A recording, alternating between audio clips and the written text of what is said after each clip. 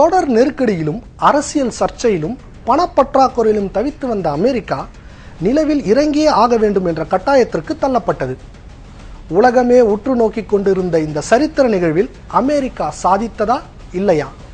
Apollo 11 என்ற விண்கலத்தின் மூலமாக நீல் ஆம்ஸ்ட்ராங் மற்றும் பஸ் ஆல்ட்ரின் ஆகிய இருவரும் 4 நாட்கள் பயணத்திற்கு பிறகு ஜூலை 21ஆம் தேதி நிலவை அடைந்ததாக அறிவிக்கப்பட்டது. மேலும் அவர்கள் சென்றடைந்ததையும் நீல் ஆம்ஸ்ட்ராங் முதல் முறையாக நிலவில் கால் வைப்பதையும் அமெரிக்க தொலைக்காட்சி நேரடியாக மக்களுக்கு ஒளிபரப்பி அவர்களை மகிழ்ச்சியில் ஆழ்த்தியது.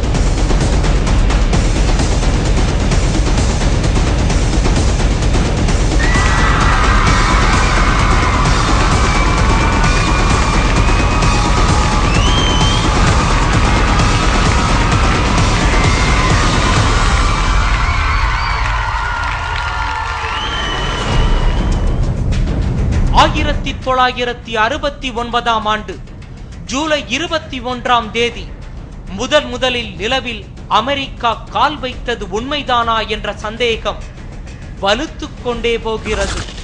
நிலவில் காலடி வைத்த போது அதனை தொலைக்காட்சியில் நேரடியாக ஒளிபரப்பிய அமெரிக்கா அதற்கு முன்பே பலமுறை அனுப்பிய விண்கலங்களின் மூலமாக நிலவு இப்படித்தான் இருக்கும் என்பதை உலக மக்களுக்கு ஒளிபரப்பாதது ஏன்? பல ஆயிரம் கிலோ எடை கொண்ட அப்பல்லோ விண்கலம் நிலவில் தரையிறங்கும் போது ஏன் ஒரு சிறு பள்ளம் கூட ஏற்படவில்லை? பூமியை காட்டிலும் பல மடங்கு புவியீர்ப்பு விசை குறைவாக உள்ள நிலவில் விண்கலம் இறங்கும் போது ஏன் புகை மண்டலம் உருவாகவில்லை? அவ்வாறு விண்கலம் தரையிறங்கும் அல்லது இறங்கியபடி உள்ள வீடியோ காட்சிகளில் ஒரு மண் துகள் கூட பறக்காமல் இருப்பதன் காரணம் என்ன? நிலவில் காற்று மண்டலமே இல்லை என்று விஞ்ஞானிகளே ஊர்ஜிதம் செய்த நிலையில் அமெரிக்காவின் கொடி காற்றில் பறப்பதைப் போல நேராக நிற்பதற்கான காரணம் என்ன? பூமிக்கு அடியிலிருந்து வெளியேறும் ரேடியோ கதிர்களே நம்மை பாதிக்கும் நிலையில் அண்ட வெளியில் பெயர் தெரியாத கதிர்களிடம் இருந்து எப்படி விண்கலமும் விண்வெளி வீரர்களும் தப்பித்தார்கள்? பல ஆயிரம் கிலோ எடை கொண்ட விண்கலத்தை பூமியிலிருந்து செலுத்த எவ்வளவு சக்தியும் எரிபொருளும் தேவைப்படுகிறதோ அதைவிட பல மடங்கு எரிபொருளும் சக்தியும் புவியீர்ப்பு விசை குறைந்த நிலவில் தேவைப்படுகிறது. விண்வெளி ஆராய்ச்சியின் ஆரம்ப கட்டத்தில் இருந்த அமெரிக்காவால் இது எப்படி சாத்தியமானது? இதை போல பல கேள்விகளை கேட்ட விஞ்ஞானிகள் அப்பல்லோ விண்கலம் நிலவில் இறங்கியதற்கான வீடியோ காட்சிகளை சோதனைக்காக கேட்டனர். அதற்கு அமெரிக்கா சொன்ன பதில் என்ன தெரியுமா? அப்பல்லோ விண்கலம் பற்றிய பெரும்பாலான வீடியோக்கள் திருட்டு போய்விட்டது என்பதுதான். மனித வரலாற்றில் மைல்கல்லாக கருதப்படும் இந்த ஆதாரங்களை இவ்வளவு அஜாக்கிரதையாகவா அமெரிக்கா வைத்திருக்கும் என்ற கேள்வி எழுவதை நம்மால் தடுக்க முடியவில்லை. ஆனா ஒரு பொய்யை இவ்வளவு தூரம் ஒரு டைம் சொல்ல முடியும் ஒரு கேள்வி இருக்கு.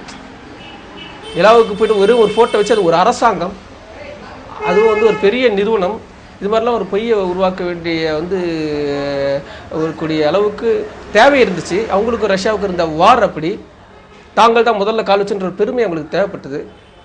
ஆனாலும் அதையும் மீறி ஒரு அரசாங்கம் இவ்வளவு பெரிய பொய்யை சொல்ல முடியுமான்ற ஒரு கேள்வியும் இருக்கு.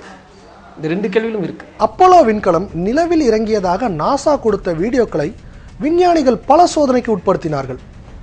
இதன் முடிவில் உலக விஞ்ஞானிகள் குழு ஒரு திடுக்கிடும் கருத்தை வெளியிட்டது. அமெரிக்காவின் முதல் நிலவு பயணம் பல கோடி ரூபாய் மதிப்பில் உருவான ஒரு ஸ்டூடியோவில் படமாக்கப்பட்டது என்பதுதான் அந்த கருத்து.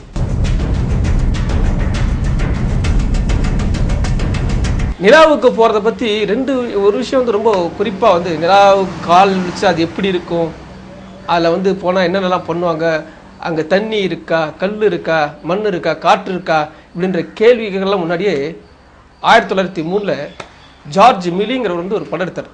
ட்ரிப் டு மூன் ஒரு ஃபிலிம்.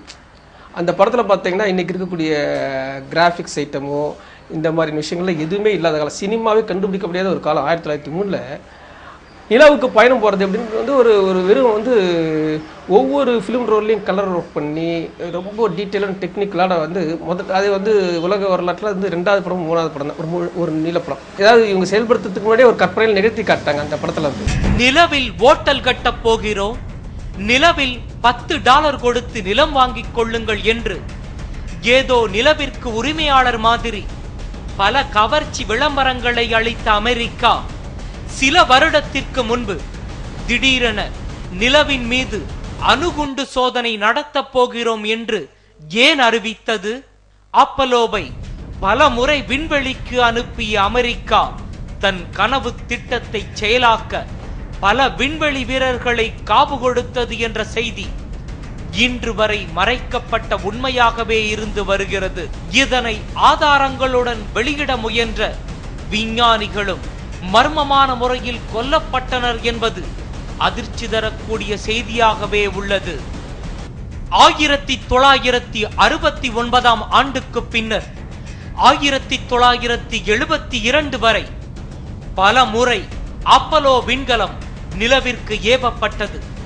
அதில் ஒரு முறையேனும் அமெரிக்கர்கள் நிலவை சென்று அடைந்தார்களா என்பது கேள்விக்குறியாகவே உள்ளது. காரணம், அதற்கு ஆதாரமான வீடியோ ஆதாரம் எதுவும் தற்போது நாசாவிடமே இல்லை.